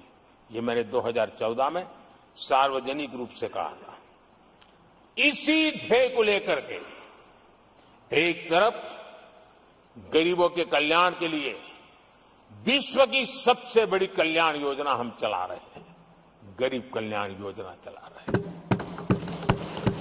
दूसरी तरफ भ्रष्टाचार के विरुद्ध नए कानून, नई व्यवस्थाएं, नए तंत्र हम विकसित कर रहे हैं। हमने भ्रष्टाचार निवारण अधिनियम 1988 उसमें संशोधन किया। हमने काले धन के खिलाफ एक नया कानून बनाया। बेनामी संपत्ति को लेकर हम नया कानून लेकर के आए।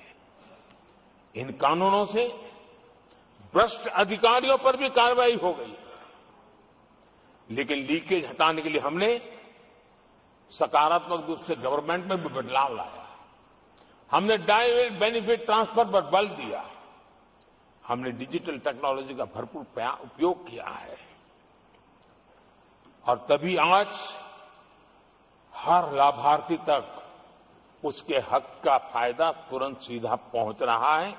एक नए पैसे का लीकेज नहीं होता है। ये हमारी भ्रष्टाचार के खिलाफ लड़ाई का पहलू है।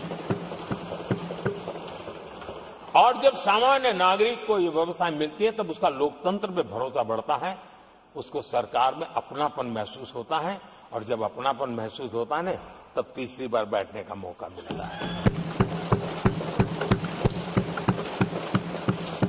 आदरणीय सभापति जी,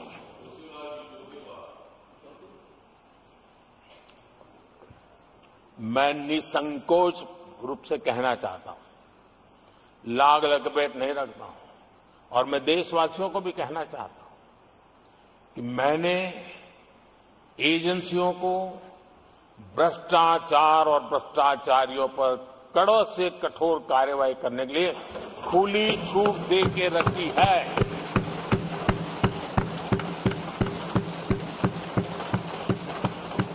सरकार कहीं पर भी टांग नहीं अड़ाएगी।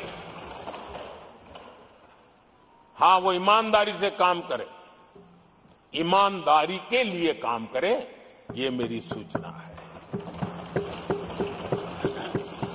और आदरणीय सभापति जी, मैं फिर देशवासियों को कहना चाहता हूं, कोई भी भ्रष्टाचारी कानून से बच करके नहीं निकलेगा, ये मोदी की गारंटी है। आदरणीय सभापति जी, राष्ट्रपति जी ने अपने संबोधन में पेपर लीक को एक बड़ी समस्या बताया है। मेरी अपेक्षा थी कि सारे दल दलीय राजनीति से ऊपर उठकर इस पर अपनी बात रखते, लेकिन दुर्भाग्य से इतना संवेदनशील महत्वपूर्ण मुद्दा भी, मेरे देश के नौजवानों के भविष्य के साथ जुड़ा मुद्दा भी इन्होंने राजनीति के भेंट चढ़ा दिया। इससे बड़ा दुर्भाग्य क्या हो सकता है। मैं देश के नौजवानों को आश्वस्त करता हूं कि आपको धोखा देने वालों को ये सरकार छोड़ने वाली नहीं है।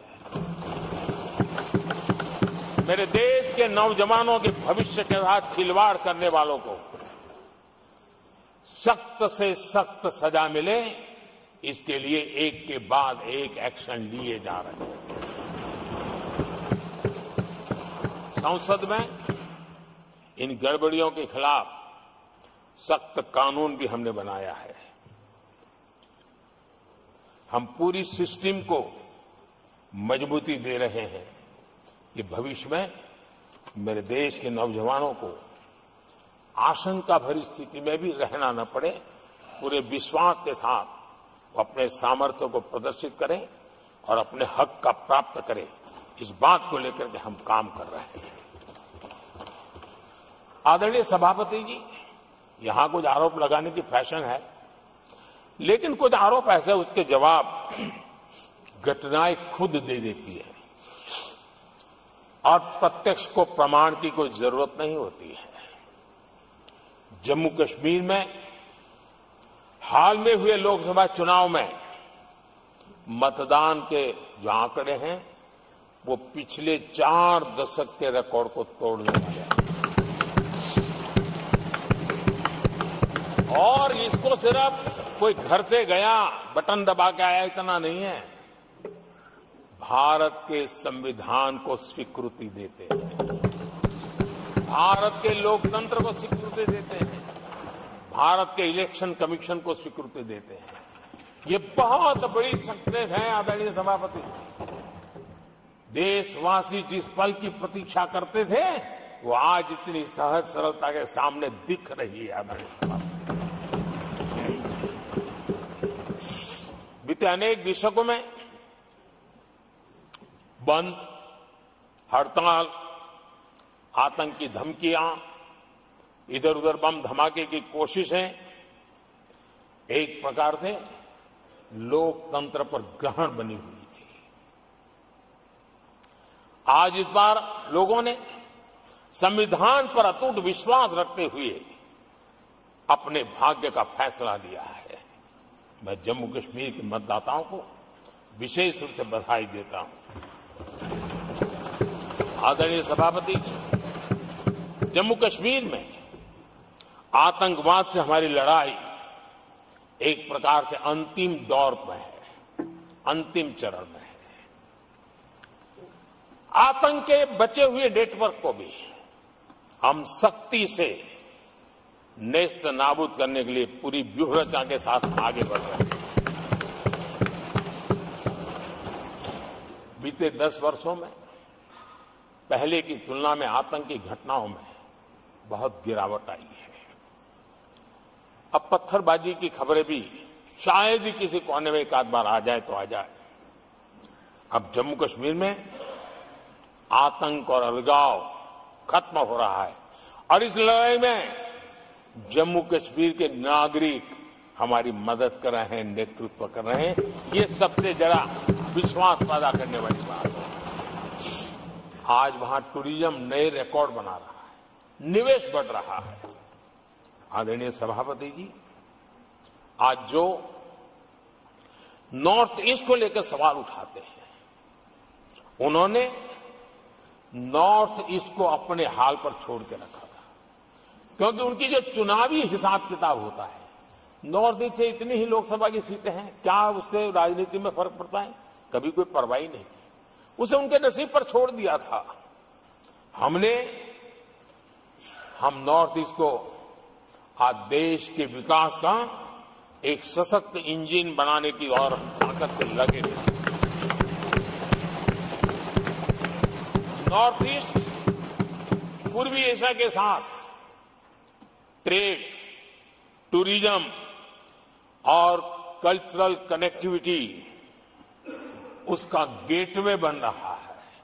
और ये जो कहते हैं ना 21वीं सदी भारत की सदी, उसमें ये इनिशिएटिव बहुत बड़ा रोल प्ले करने वाला है। ये हमें स्वीकार करना होगा। आदरणीय सभापति जी, हमने नॉर्थ ईस्ट में गत 5 वर्ष में जो काम किया है, और अगर पुराने कांग्रेस के हिसाब से साथ उसको अगर तुलना कर दी जाए, हमने जितना काम 5 साल में किया है, इतना अगर उनको करना होता ना तो कम से कम 20 साल लग जाते, एक पीढ़ी और चली जाती। हमने इतना तेजी से काम किया है। आज नॉर्थ ईस्ट की कनेक्टिविटी उसके विकास का मूलभूत आधार है। उसको हमने प्राथमिकता दी है। और आज भूतकाल के सारे इंफ्रास्ट्रक्चर से कई गुना आगे हम निकल चुके हैं और हमने उसको करके दिखाया है। आदरणीय सभापति जी, नॉर्थ ईस्ट में स्थायी शांति के लिए 10 वर्षों में अनेक प्रयास किए गए हैं और निरंतर प्रयास किए गए हैं। बिना रुके, बिना थके, हर एक को विश्वास में लेते हुए में प्रयास किए गए और उसकी चर्चा कम हुई है देश में, लेकिन परिणाम बहुत ही आशा पैदा करने वाले निकले हैं। राज्यों के बीच सीमा विवाद संघर्षों को जन्म देता रहा है और आजादी से अब तक ये निरंतर चलता रहा है। हमने राज्यों को साथ बिठा करके सहमति के साथ जितने सीमा विवाद खत्म कर सकते हैं एक के बाद एक अकॉर्ड करते करते जा रहे हैं। रिकॉर्डेड है, सहमति की रिकॉर्ड है और उसके लिए जो सीमाओं में किसी को उधर जाना है, किसी को यहां आना है, कहीं रेखा यहां बनानी, कहीं रेखा वहां, वो सारे काम कर चुके हैं। आदरणीय सभापति जी, ये नॉर्थ ईस्ट की बहुत बड़ी सेवा है। हिंसा से जुड़े संगठन, जो हथियारबंद गिरोह थे, जो वहां लड़ाई लड़ते रहते थे, अंडरग्राउंड रह के लड़ाई लड़ते थे, हर व्यवस्था को चुनौती देते थे, हर काउंटर ग्रुप को चुनौती देते थे, खून खराबा होता रहता था। आज उनको साथ लेकर के स्थायी समझौते हो रहे हैं, शस्त्र सरेंडर हो रहे हैं। जो गंभीर गुनाहों के अंदर हैं वो जेल जाने के लिए तैयार हो रहे हैं, अदालत को फेस करने के लिए तैयार हो रहे हैं। न्याय तंत्र के प्रति भरोसा बढ़ना, संविधान के प्रति भरोसा बढ़ना, भारत के लोकतंत्र के प्रति भरोसा बढ़ना, भारत के गवर्नमेंट की रचना पे भरोसा करना, ये इसमें से अनुभव होता है और आज हो रहा है। आदरणीय सभापति जी, मणिपुर के संबंध में मैंने पिछले सत्र में विस्तार से बात कही थी, लेकिन आज मैं फिर से एक बार दोहराना चाहता हूं। मणिपुर की स्थिति सामान्य करने के लिए सरकार निरंतर प्रयासरत है। वहां जो कुछ भी घटनाएं घटी, 11,000 से ज्यादा एफआईआर की गई है। मणिपुर छोटा सा राज्य है, 11,000 एफआईआर की गई है। 500 से ज्यादा लोग अरेस्ट हुए हैं।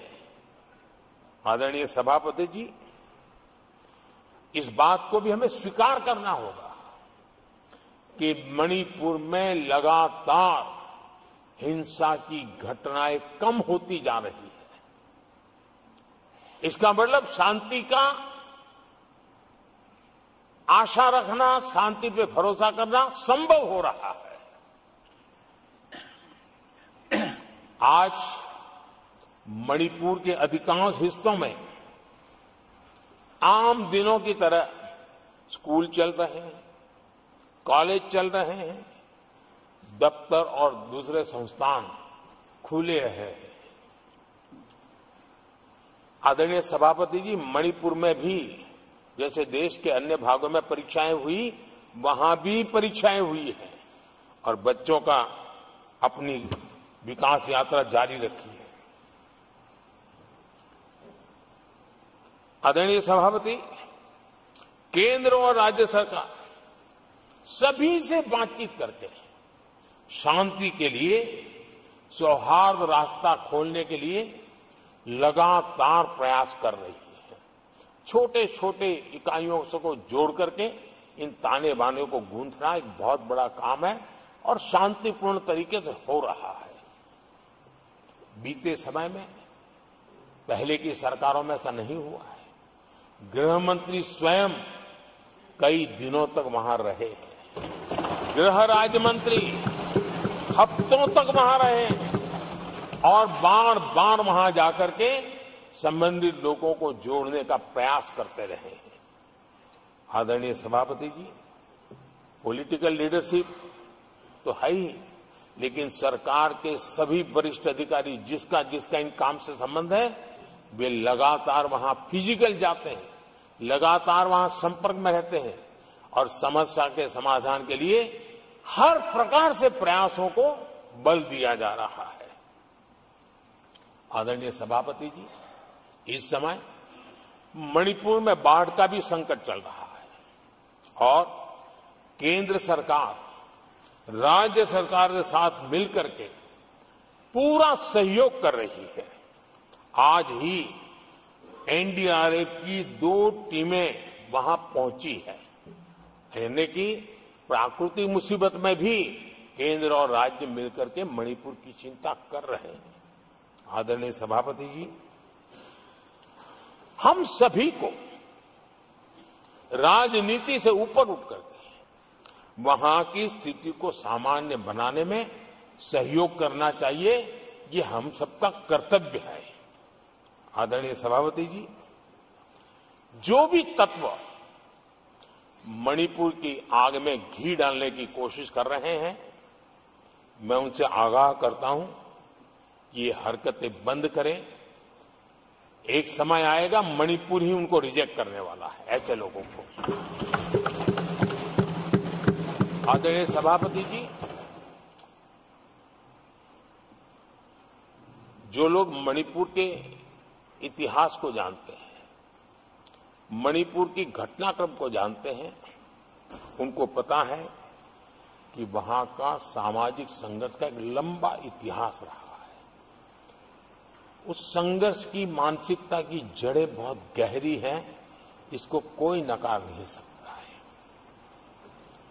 और कांग्रेस के लोग ये न भूले कि मणिपुर में इन्हीं कारणों से 10 बार राष्ट्रपति शासन लगाना पड़ा है। इतने छोटे से राज्य में 10 बार प्रेसिडेंशियल रूल लगाना पड़ा है, राष्ट्रपति शासन लगाना पड़ा है। कुछ तो मुसीबतें होगी और ये हमारे कार्यक्रम में नहीं हुआ है, लेकिन फिर भी राजनीतिक फायदा उठाने के लिए वहां पर जिस प्रकार की हरकतें हो रही है, और राष्ट्रपति जी, आदरणीय सभापति जी, मैं इस सदन में देशवासियों को मैं बताना चाहता हूं, 1993 में मणिपुर में ऐसे ही घटनाओं का क्रम चला था और इतना तीव्र चला था, इतना व्यापक चला था, वो 5 साल लगातार चला था। तो ये सारा इतिहास समझ करके हमें बहुत समझदारी के पूर्वक स्थितियों को ठीक करने के लिए प्रयास करना है। जो भी इसमें सहयोग देना चाहते हैं, हर एक का सहयोग भी हम लेना चाहते हैं, लेकिन हम सामान्य स्थिति को बरकरार रखने में, शांति लाने में भरपूर प्रयास कर रहे हैं। आदरणीय सभापति जी, ये मेरा सौभाग्य रहा है कि मैं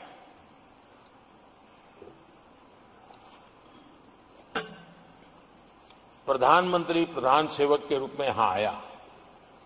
उसके पहले लंबे अरसे तक मुझे मुख्यमंत्री के रूप में सेवा करने का अवसर मिला था और इसके कारण मैं अनुभव से सीखा हूं कि फेडरलिज्म का महात्म्य क्या होता है, और उसी में से कोऑपरेटिव फेडरलिज्म और उसी में से कॉम्पिटिटिव कोऑपरेटिव फेडरलिज्म, इन विचारों को मैं बल देता आया हूं। और इसीलिए जब G20 समिट हुई तो हम दिल्ली में कर सकते थे, हम दिल्ली में बहुत बड़ा तामझाम के साथ मोदी की वाहवाही कर सकते थे, लेकिन हमने ऐसा नहीं किया। हमने हर देश के हर राज्य के अंदर अलग अलग कोने में G20 की महत्वपूर्ण कार्यक्रम किए। उस राज्य को ज्यादा से ज्यादा वैश्विक प्रतिष्ठा मिले, इसके लिए प्रयास किया गया। उस राज्य का ब्रांडिंग हो, विश्व उस राज्य को जाने पहचाने, उसके सामर्थ्य को जाने और उसकी विकास यात्रा के लिए खुद भी अपना नसीब आजमाए, इस दिशा में हमने काम किया है।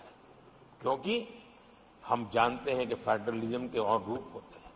आदरणीय सभापति जी, जब कोविड के खिलाफ हम लड़ाई लड़ते थे, जितनी बार मुख्यमंत्रियों के साथ संवाद हुआ है, शायद हिंदुस्तान की आजादी के इतिहास में इतने कम समय में इतनी बार नहीं हुआ है, हमने किया। आदरणीय सभापति जी, ये सदन एक प्रकार से राज्यों से जुड़ा हुआ सदन है और इसलिए राज्यों के विकास के कुछ फोकस एरिया, उसकी चर्चा इस सदन में करना मैं उचित मानता हूं और मैं कुछ आग्रह भी साझा करना चाहता हूं। आज हम एक ऐसी स्थिति में हैं जहां हम अगली क्रांति का नेतृत्व कर रहे हैं। इसलिए सेमीकंडक्टर्स और इलेक्ट्रॉनिक मैन्युफैक्चरिंग जैसे सेक्टर्स में हर राज्यों ने बड़ी प्राथमिकता से साथ अपनी नीतियां बनानी चाहिए, योजनाओं लेकर के आगे आना चाहिए। और मैं चाहता हूं कि राज्यों के बीच विकास की स्पर्धा हो, निवेश आकर्षण करने वाली नीतियों में स्पर्धा हो, और वो भी गुड गवर्नेंस के माध्यम से हो, स्पष्ट नीतियों के माध्यम से हो। मैं पक्का मानता हूं कि आज जब विश्व भारत के दरवाजे पर दस्तक दे रहा है, तब हर राज्य के लिए अवसर है। और जब ये राज्यों से जुड़ा हुआ सदन है, तो मैं आग्रह करूंगा राज्यों से कि आप आगे आइए और विकास की यात्रा में आप भी इसका फायदा उठाइए। रोजगार सृजन में इस राज्यों के बीच स्पर्धा क्यों न होनी चाहिए। हमारे राज्य की उस नीति के कारण उस राज्य में नौजवानों को इतना रोजगार मिला, तो दूसरा राज्य कहा है तुम्हारी नीति में मैंने +1 कर दिया तो मुझे ये फायदा मिला। रोजगार के लिए राज्यों के बीच में स्पर्धा क्यों नहीं होनी चाहिए। मैं समझता हूं कि ये देश के नौजवानों के भाग्यों को बदलने में बहुत काम आएगा। आज नॉर्थ ईस्ट में, असम में सेमीकंडक्टर पर तेज गति से काम चल रहा है और इससे असम, नॉर्थ ईस्ट, वहां के नौजवानों को बहुत ही फायदा होने वाला है और साथ साथ देश को भी फायदा होने वाला है। और नॉर्थ ईस्ट की धरती, क्योंकि एक राज्य सरकार जब एग्रेसिवली नीतियों को लेकर के आती है तो उसका, आदरणीय सभापति जी, यूएन ने 2023 को ईयर ऑफ मिलेट्स के रूप में घोषित किया था।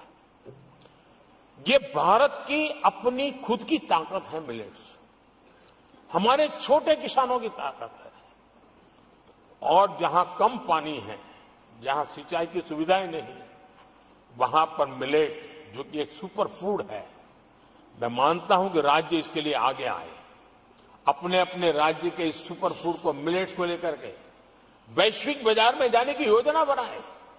उसके कारण दुनिया के हर टेबल पर हिंदुस्तान का मिलेट होगा, डाइनिंग टेबल पर, और हिंदुस्तान के किसान के घर में दुनिया से कमाने का अवसर पैदा हो जाएगा। भारत के किसान के लिए समृद्धि के नए द्वार खुल सकते हैं। मैं राज्यों से आग्रह करूंगा कि आप आइए। आदरणीय सभापति जी, दुनिया के लिए न्यूट्रिशन मार्केट, इसका सॉल्यूशन भी हमारे देश के मिलेट में है। ये सुपर फूड है और जहां पर न्यूट्रिशन की चिंता है, वहां पर हमारा मिलेट बहुत बड़ा काम कर सकता है। हम इस आरोग्य की दृष्टि से भी वैश्विक मंच पर ले जाने के लिए हमारे राज्य आगे आए, अपनी एक पहचान बनाए।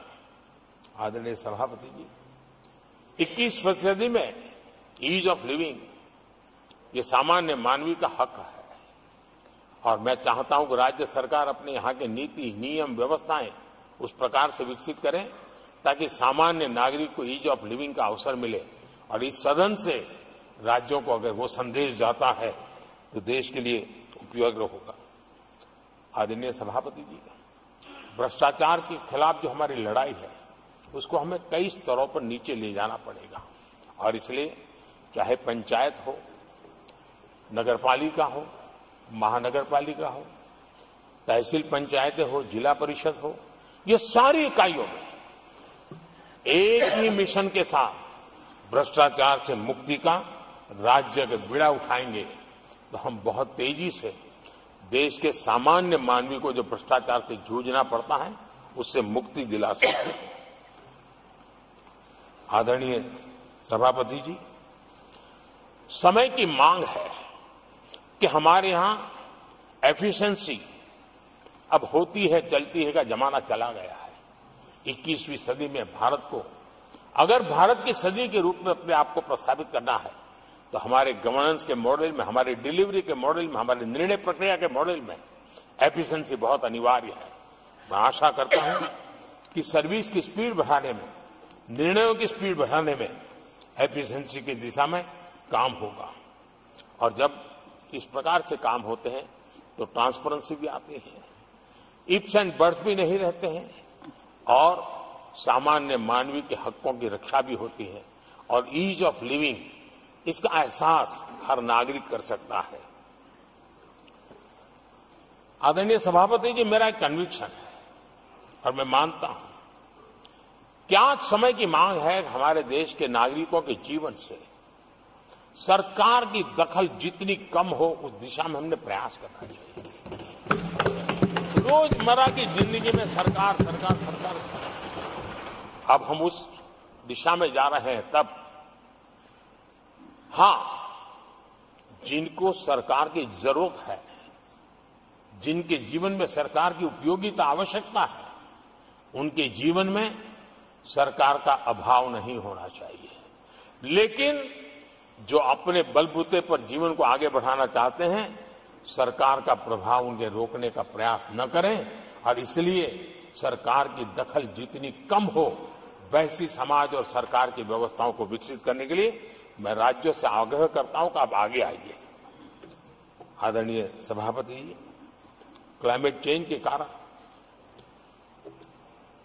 प्राकृतिक आपदाओं की स्थिति बढ़ती जा रही है और वो किसी को एक कोने में करने वाला काम नहीं होता है। हमने सामूहिक रूप से मिलकर के काम करना होगा। राज्यों ने अपने सामर्थ्य बढ़ाना होगा ताकि प्राकृतिक आपदाओं को हम पूरा, पीने के पानी व्यवस्था वो भी उतना ही महत्व देना होगा। सामान्य मानवी को आरोग्य की सेवा वो भी उतना ही महत्व देना होगा। और मैं मानता हूं कि हमारे राज्यों में राजनीतिक इच्छा शक्ति के साथ इन मूलभूत कामों की दिशा में हमारे राज्य जरूर जुड़ेंगे। आदरणीय सभापति जी, ये दशक और ये सदी भारत की सदी है,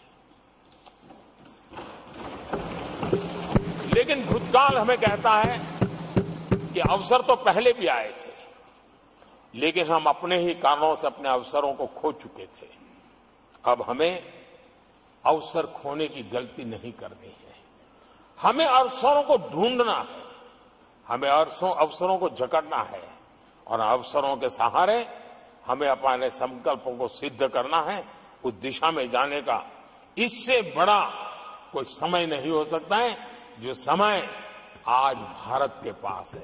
140 करोड़ देशवासियों के पास है, विश्व के सबसे युवा आबादी वाले देश के पास है। और इसको जो देश हमारे साथ आजाद हुए थे वो हमसे आगे निकल चुके हैं, बहुत तेजी से आगे निकल चुके हैं। हम नहीं पहुंच पाए। हमें इस स्थिति को बदलना है और इस संकल्प को लेकर के हमें जिन देशों ने 80 के दशक में रिफॉर्म्स किए, वे आज बहुत तेजी से एक विकसित देश के रूप में खड़े हो गए। हमें रिफॉर्म्स को बुरा मानने की जरूरत नहीं है, रिफॉर्म से कतराने की जरूरत नहीं है। और रिफॉर्म करते हैं तो खुद की सत्ता चली जाएगी, ऐसे भयभीत रहने की जरूरत नहीं है। सत्ता को हथियार रखने की कोई आवश्यकता नहीं है। जितनी भागीदारी बढ़ेगी, जितने निर्णय की शक्ति सामान्य मानवी के हाथ जाएगी, मैं समझता हूं हम भी, भले हम शायद लेट हुए हो, लेकिन हम उस आकांक्षाओं को पूर्ण करने में उस गति को प्राप्त कर सकते हैं और हम अपने संकल्पों की सिद्धि कर सकते हैं। आदरणीय सभापति जी, विकसित भारत का मिशन ये किसी व्यक्ति का मिशन नहीं है, 140 करोड़ देशवासियों का, किसी एक सरकार का मिशन नहीं है, देश की सभी सरकारी इकाइयों का मिशन है। और हम एक सूत्र में, एक संकल्प के साथ मिलकर के चलेंगे तो हम इन सपनों को साकार कर पाएंगे, ऐसा हमारा पक्का विश्वास है। आदरणीय सभापति जी, मैं विश्व मंच पर जाता हूं, विश्व के अनेक लोगों से मिलता रहता हूं और मैं आज अनुभव कर रहा हूं कि पूरा विश्व निवेश के लिए तैयार है और भारत उनकी पहली पसंद है। हमारे राज्यों में ही निवेश आने वाला है। उसका पहला द्वार तो राज्य ही होता है। अगर राज्य जितना ज्यादा इस अवसर को जुटाएंगे, मैं इसको मानता हूं उस राज्य का भी विकास होगा। आदरणीय सभापति जी,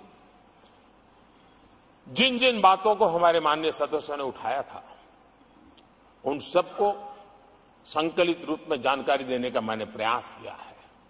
और आदरणीय राष्ट्रपति महोदय ने जो अभिभाषण दिया, जो हमारे लिए दिशा निर्देश दिए हैं और देश के सामान्य मानवी के अंदर जो उन्होंने विश्वास पैदा किया है, इसके लिए मेरी तरफ से भी और इस सदन की तरफ से भी मैं राष्ट्रपति जी का हृदय से बहुत बहुत आभार व्यक्त करते हुए मेरी वाणी को विराम देता हूं। बहुत बहुत धन्यवाद।